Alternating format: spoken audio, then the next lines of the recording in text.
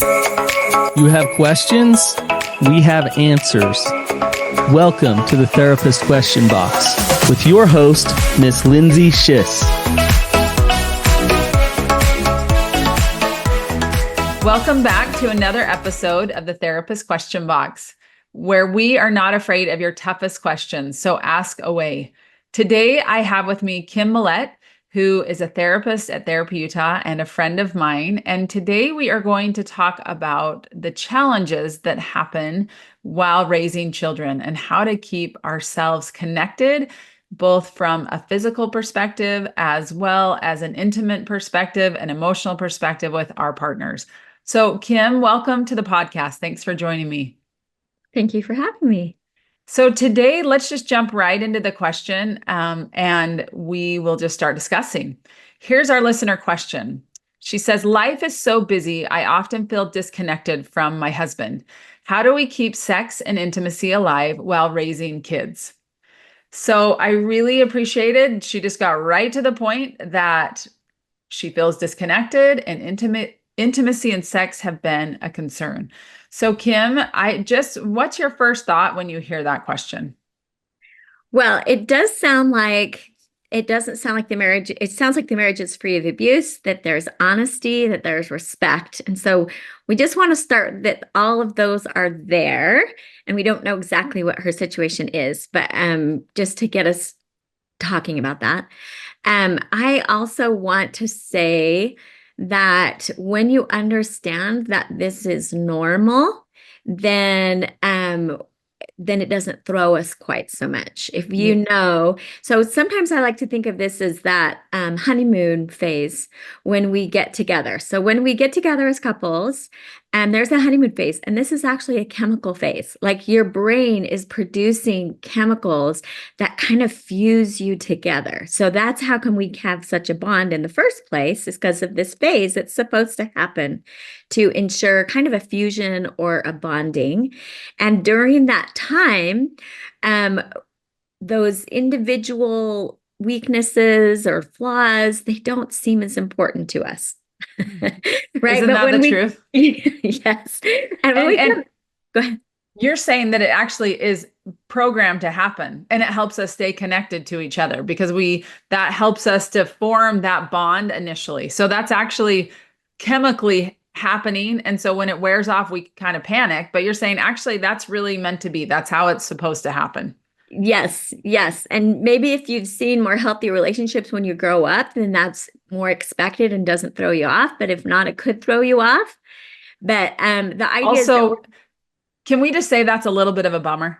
Yes. Can we just all acknowledge that that's kind of a bummer? The fact that like we see and it feels so good and we have all these endorphins and these wonderful feelings, and then they kind of fade away. That's a hard thing, like that, to recognize. Yes, it's normal, but that's hard. We're not going to have that forever, or even maybe long term. Yes, but the idea is that we're going for something better. Mm-hmm. Right? True. We're going for something better, Deeper. Different and kind of better. Mm-hmm. So we're going to move into this working romantic partnership, because we don't want to give that up. And that is going to take intention, creativity, collaboration. And again, if we have an expectation that this shouldn't happen, that's a problem, because we think it should just be automatically, like somehow that this should be automatic. The idea is when we get married, we are really immature. We are like babies, right? In the relationship form. And we're supposed to be that way. So we kind of think when we get adults that we're done maturing. This is the beginning, right? And so when we do this, well, no one's going to do this perfectly, right? We're going to build this stronger relationship, a relationship that feels more safe, a relationship where we're feeling more accepted, where it is more connecting, right? It may not quite be as intense, right? But we can add some intensity. But this is where it's going to feel less like the movies, right? Mm-hmm. But it's going to be good. And it also, one thing I want to just bring out, that the way our nervous systems work, and I don't think any of us understand that unless you go to therapy or you're a therapist, is that we have a nervous system that it overcouples. Okay. And this, depending on how much your nervous system overcouples, depends on how safe relationships were when you were growing up. So, this means that like we are built biologically to protect ourselves, to survive before we were built to be in relationship. So when things seem threatening, we go into a protective mode where we will likely distance, run away from the danger, or we will fight the danger, get all defensive, right? When you understand that this is normal and that you can kind of work with yourself so that you don't show up in this protection, because that's kind of what harms relationship, and that you learn to show up maybe collaborative and caring. This takes work for everybody. So your natural intuitive instincts aren't super helpful here. That you're being able to like protect the relationship, and so to slow down and try and do things in a way that won't cause ruptures is going to be important. And so the how we do things becomes more important than sometimes the issues that we're having. I really appreciate you saying that, because I agree with you that what you said, overcoupling, and I haven't actually heard that term before. And yet, as you were saying it, I thought that is nervous system regulation. Like if I come in and I'm like all fired up and my heart's racing and I'm like, okay, we're going to have a great conversation. We're going to figure this out. It actually is completely like I'm way offline. My nervous system is completely dysregulated. I can't come in and have a grounded, honest conversation and be my highest and best self because I'm not in that place. So what is the responsibility? You know, as you're saying that, I thought, the responsibility is to be aware enough of my own nervous system. Like, am I in a place of defensiveness, or I'm feeling like, ooh, this doesn't feel secure and I feel unsafe. So I'm going to come and attack in these ways. So I've got to do some personal work around getting in a good place first before I try to go and engage with my partner. Would you agree with that? Yes. And just reminding your nervous system is so funny. You're not married to a bear, a tiger, or a lion, a predator, right? Like this is your partner who likely does more things out of just not being aware themselves than in truly trying to cause intentional harm, right? And so when you can just and the idea that always trying to protect the relationship from ruptures is a good thing. And it's interesting how our sexuality, again, it's such a vulnerable part for us that this is often where our nervous systems really show up and do some damage, right? And so anyway, so I just put it out there that we've got to watch our nervous systems. Good. So as we're talking about common challenges, that's one that I'm hearing coming loud and strong, our own nervous system, our own history. And when you're saying, you know, you didn't marry a bear or a lion, like, of course we know that. However, our nervous system doesn't know that. It feels totally threatened, right? So we have to give ourselves some grace around that too. Like, why am I showing up? Why do I act this way if we're aware of it? And the reality is our body's just doing its job. It's trying to protect us, right? So recognizing that there's some definite common challenges and how to overcome those. I love that idea of not overcoupling, like getting clear about what our nervous system is doing before we try to engage. So, you know, Kim, how would you say, you know, when you're saying this, what are some creative strategies for just carving out time for connection, for intimacy while you're in the throes of a busy life? It may not be for some listeners raising kids, but it might be busy work schedules or school schedules. I mean, we all have so many demands on our time. What does that look like? Well, two things. First of all, you're right. Those are the normal things that are going to make it difficult for any of us. It's the stress. It's the kids. First, we need to start with the growth mindset, meaning you're never like from the day that we're married, we're always going to need a growth mindset, even around our sexuality, even around our relationship and our connection, that this is always going to be growing, growing, growing. And growing doesn't look like this thing that's always on this slope that's going upwards. It's a little bit like that jagged, going up and down and up and down. And we're hoping that we have this trajectory that goes up. And so again, that expectation that this is going to be around hard conversations, but if you can think of a more of authentic, vulnerable conversations that you can have with each other, you get safer and safer with each other. But just that growth mindset.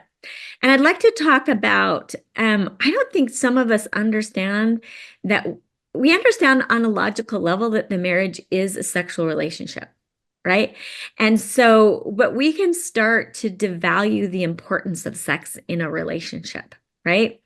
And so I think starting off that the marriage is a sexual relationship, it's important, and that we don't want it to take the back seat, at least for very long. It'll take the back seat, but we want to keep on bringing it forward, because a marriage that doesn't have a healthy sexual relationship is actually more fragile.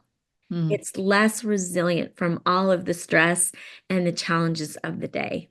Yeah. So keeping a good, healthy sexual relationship. So that doesn't mean keeping a sexual relationship. It's a healthy one. So that requires us to each, actually, I call it show up sexually. And the reason why that's an individual thing is because men and women are so different sexually. How a man has to show up, I call it bring it to the table, and how a woman has to show up to bring it to the table is a lot different generally. But you're trying to show up in this mutual way where you're going to have mutual connection, mutual pleasure, mutual prioritizing it, mutual making sure that you're feeding the good meetings, which we'll talk about in a minute. But we both have to bring it to the table, but maybe in a different way, because we are so different from each other. Another way is there has to be this idea as a foundation that we bring the sexual energy to the relationship only. Right? This is flirty, romantic, sexual energy is only directed to your spouse. Come back to the nervous system. When that gets directed in other places, it's a threat. Okay. So you covered so many good things. I want to make sure that we can touch on them. So when you said show up sexually, I think people want to show up sexually. I think they want to often, right? But gosh, all these demands, and we're tired, and there's so many things coming at us. How do you show up sexually in a way that, feels like, okay, you're saying he needs to show up sexually, but so does she. Well, again, when you're exhausted and you're, dripping in little kids, or you're in teenage drama, how do you show up sexually when, that's your intention, but life comes at you? What does that look like? Again, I think of the word when you said all that as flexible.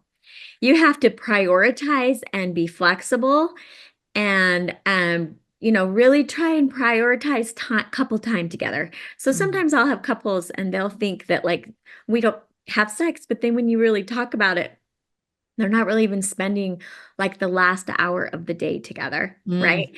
They are not connecting, like, especially for women, women's sexual arousal is often based on the emotional connection in the relationship.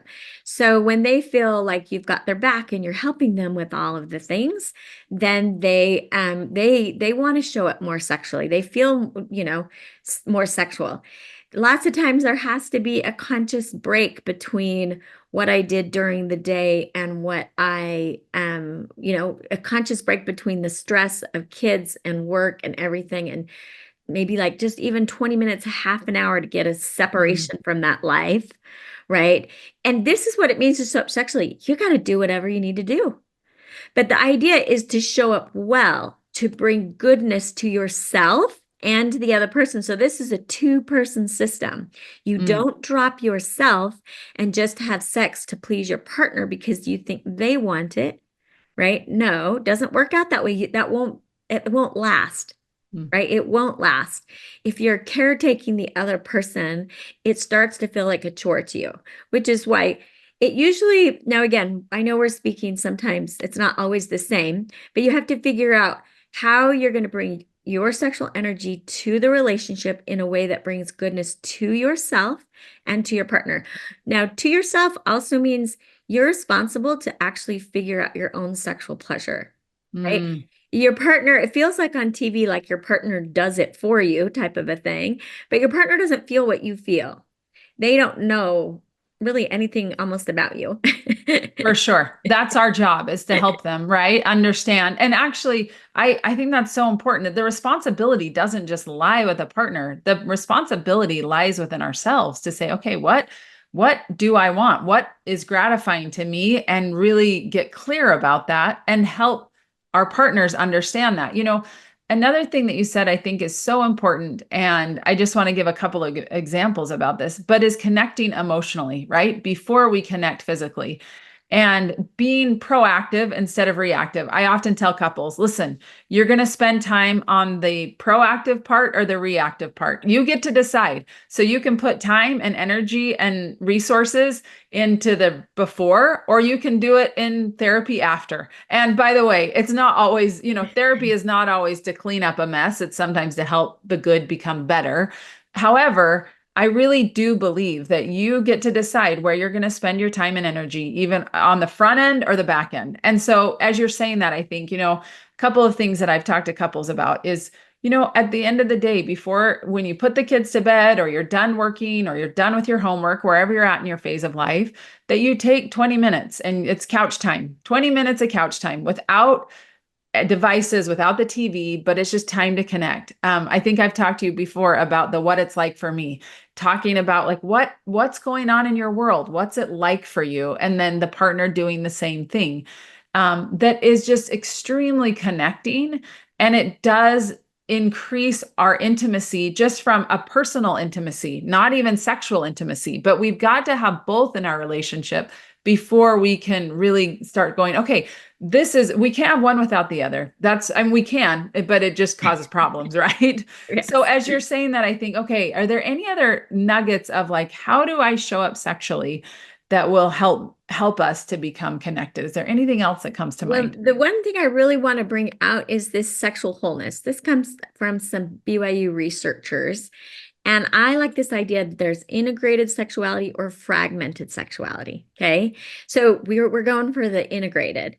So I think of this as like three sides of a triangle. There's always triangles in therapy, but you don't want to miss out on any sides. The other thing that this is kind of principle based. And so when you think of this principle, of these three principles that we're going to talk about for just a second, whatever issues you have, you can come back to these three principles and you can figure out your own stuff here. Okay. So one of them is this emotional, which you covered great, like the emotional backdrop of how you both feel cared for and how you're both there for each other.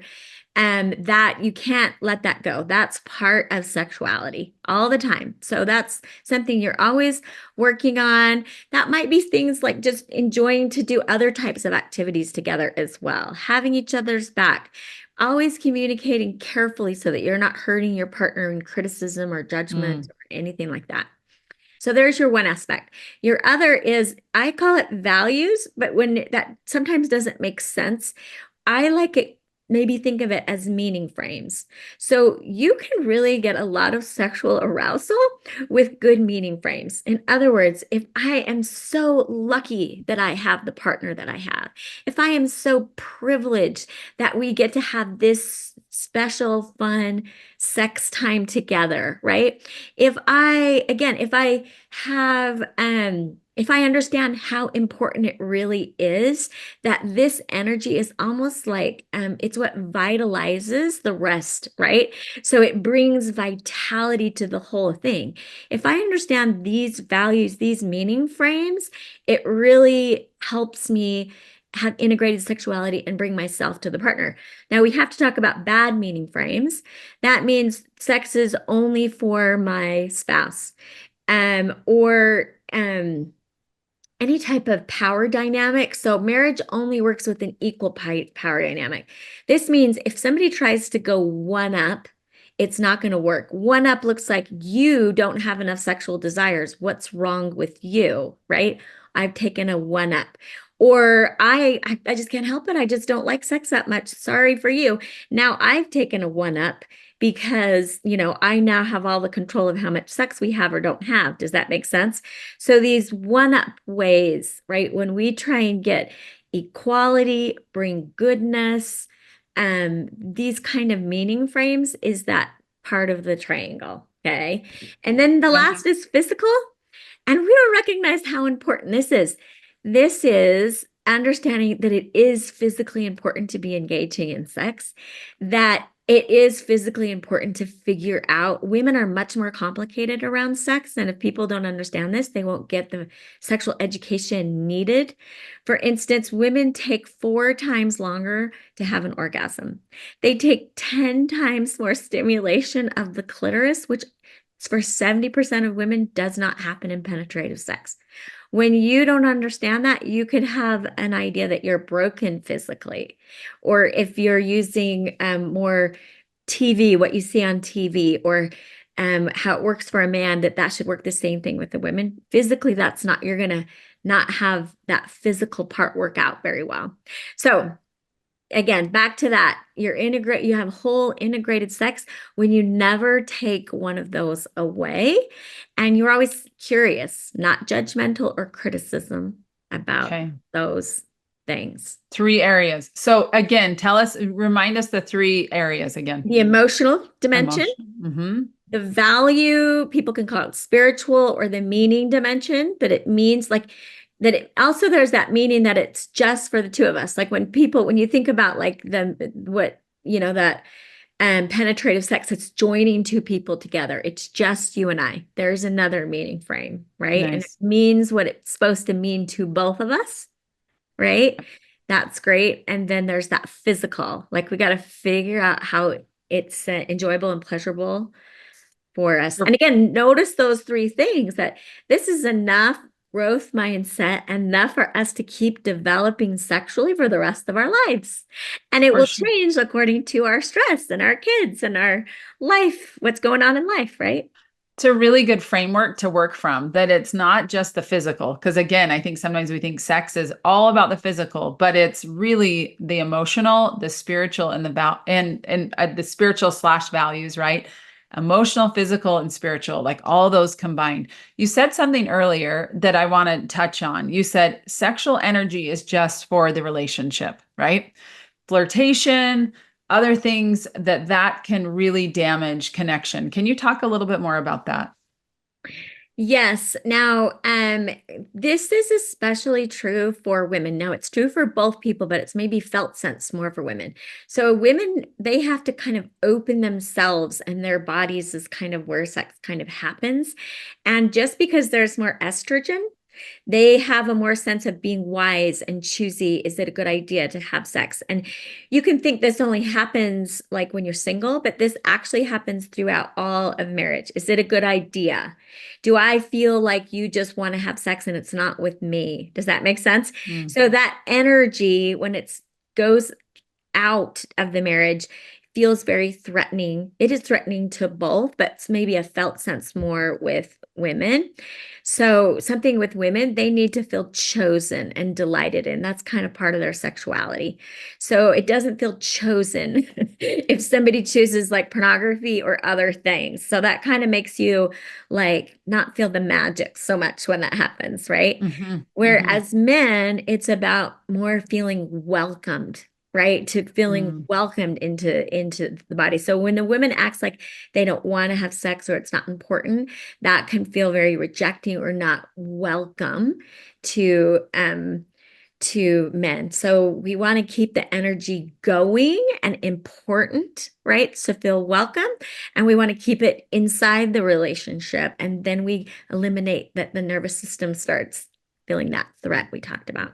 Yes. It's interesting just when you say that each of the couple, the person in the coupleship has such different needs, right? The woman is looking for safety, and the ability to open herself up really requires safety. And the man is looking to feel welcome. And it's interesting because when you think about it, gosh, I hear so much of that. Like it's, she doesn't want it, or she's rejecting, or too tired, or whatever, because you're hearing that it's not feeling welcome. But also that felt sense of safety that the woman is looking for is, do we connect? Do I feel like his heart is just with me? Does he care about me from an emotional perspective, not just a physical perspective?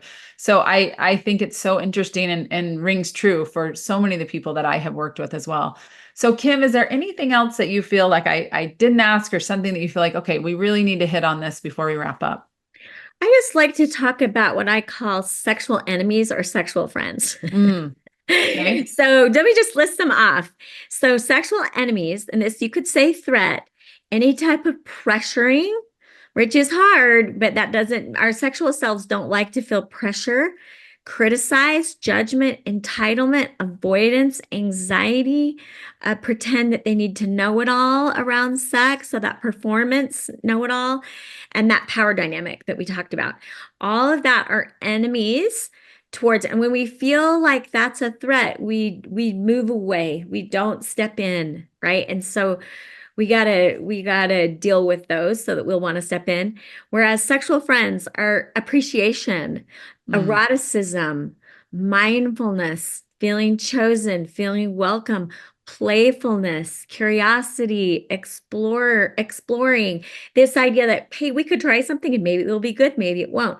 Like you have to be really good sexual friends to mm. really keep developing this relationship where it feels like there's enough newness going on. Like you can get caught in the same dynamic because you're not willing to be vulnerable, because you can't talk about sexuality in a way that is fun and mutual and exploring.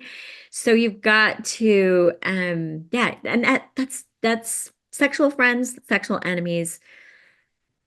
Gosh, as you're saying that, it makes me think the vulnerability that comes with sexuality and being in a sexual, intimate relationship.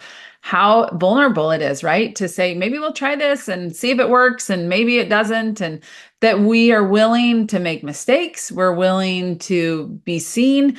All of those things are required to be sexual friends, as you're saying. And I keep thinking everything that you were talking about, I thought, oh, vulnerability, vulnerability, vulnerability. It is such a vulnerable place to be. And as an intimate relationship is vulnerable, right? And as you're saying that, what allows women in particular and men, what allows us to be vulnerable and to feel like we can be sexual friends in a relationship?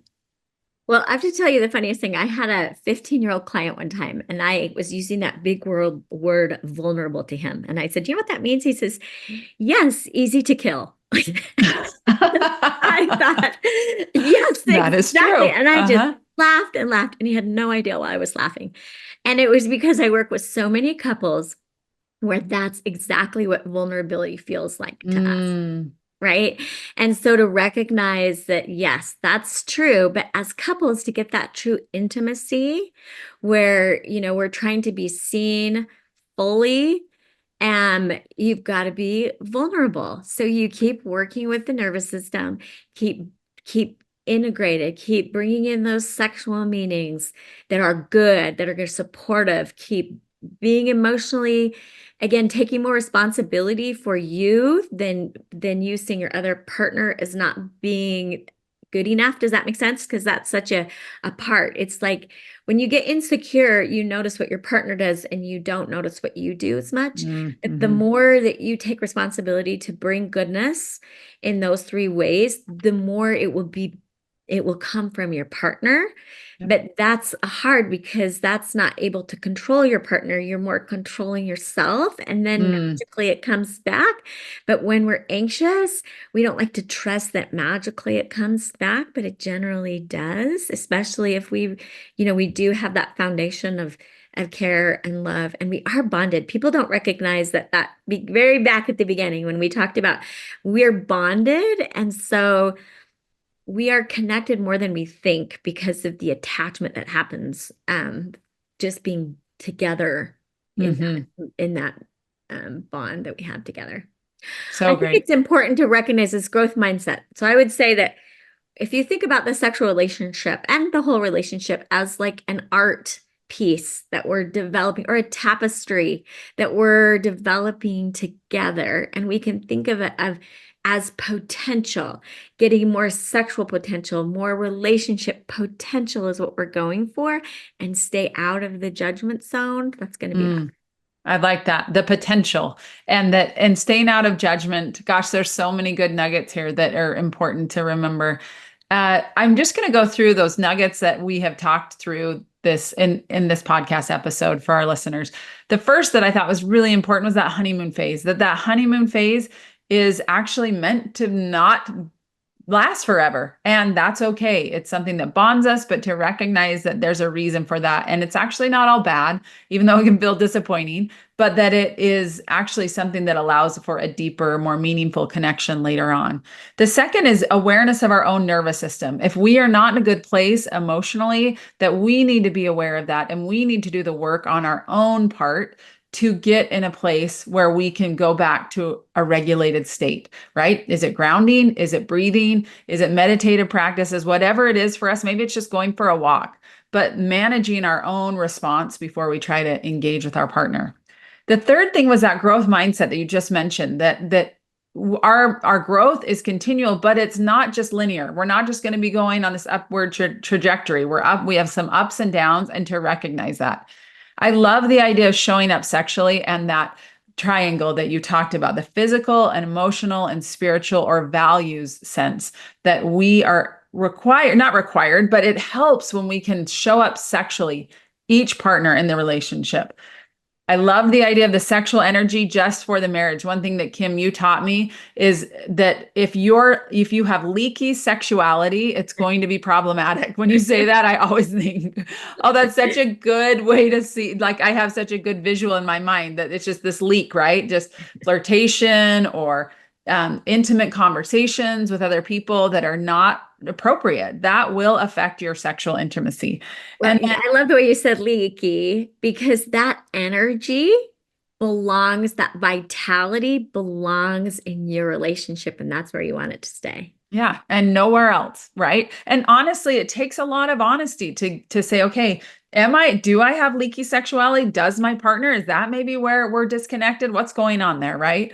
So really important. And then the sexual enemy or sexual friends, right? And they're sexual enemies to the relationship that we need to really be aware of. And then the sexual friendship, like how are we friends as sexual partners? What does that look like? So really good reminders, Kim, and really appreciate your insights and the time that you spent helping our listener, as well as hopefully other listeners, get some more insight how they can have a more fulfilling sexual relationship. We appreciate your time being here today and hope that this sheds some light for you on your intimate relationships. And we hope that if this is something that you are finding fulfilling, that you will rate and review. And as a reminder, if you are interested in asking a question to the therapist question box, we would love to hear your questions. You can go to the show notes and click on that link and just can type in your question, and then we will address it. Hope you guys are well and take good care of yourself. Until next time.